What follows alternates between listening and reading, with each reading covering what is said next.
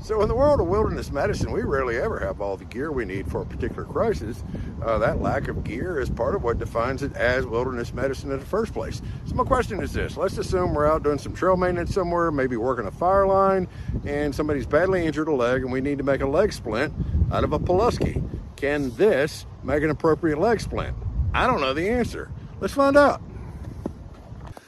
So before we even start talking about splinting with a Pulaski, I want to just say, as a recommendation, a triangular bandage. These things are only a few dollars a piece, and they're very versatile. They're basically designed to be an arm sling, but once you unfold that completely, then we got a very large piece of cloth, much larger than any bandana is going to be.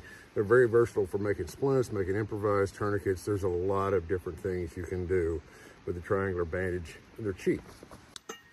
So real briefly, this is my concept for the Pulaski. This long handle is going to marry up next to the leg, and then the head of that tool, whether it's an axe or a mattock or some other type of tool like this, that perpendicular head should match up really nicely with the foot. That's my theory. Of course, I'm going to pad the tool itself here in a moment, but first, my concept, I just want to show you what the idea is, that if I can go around the ankle and the handle with a cravat, across once in the front, and then I can come under the foot and cross that again. And now I've secured, and I've done a figure 8 around the head of the tool and the foot. And that is what I think is going to do the job pretty well.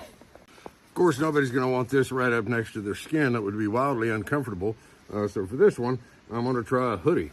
Just see if I can get this flannel hoodie wrapped around the hard part of the head of that tool, and then wrap the hoodie around the handle for additional comfort and some padding. I think arguably I could wrap this around the patient's leg just as easily as I can wrap it around the tool.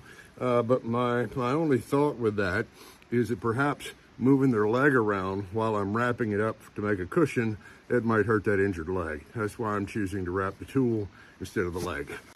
Now the tool is wrapped up with that shirt, and I'm going to go around, like I said, take your cravat around both, go around the foot, and then come back, and that leaves me plenty of room to tie the tool and the foot together as one unit. Now I've tied a second cravat around the upper end of the handle here on the patient's upper thigh, but I got to thinking maybe that's not quite as comfortable as we'd like it to be. So if I have the ability, I can loosen that up. This is nothing more than a sit pad. Many hikers and backpackers take something like this so they can sit not directly against the ground, and this sit pad might make a nice cushion that I can tie the handle back around the thigh. Of course, if I had more cravats, I could use those to continue just to tie the handle and the leg and everything together as one with more cravats. I didn't. I had another ace wrap. So I had 2 cravats and an ace wrap, sit pad and a handle, and that's basically most of my splint there, using that ace wrap to kind of also attach everything together. Here's my one more thing. I love a shemagh in the winter time, and it also has multiple uses. So what I want to do is reinforce what's going on down there, kind of the lower leg and the foot, reinforce all that with this long cloth shemagh.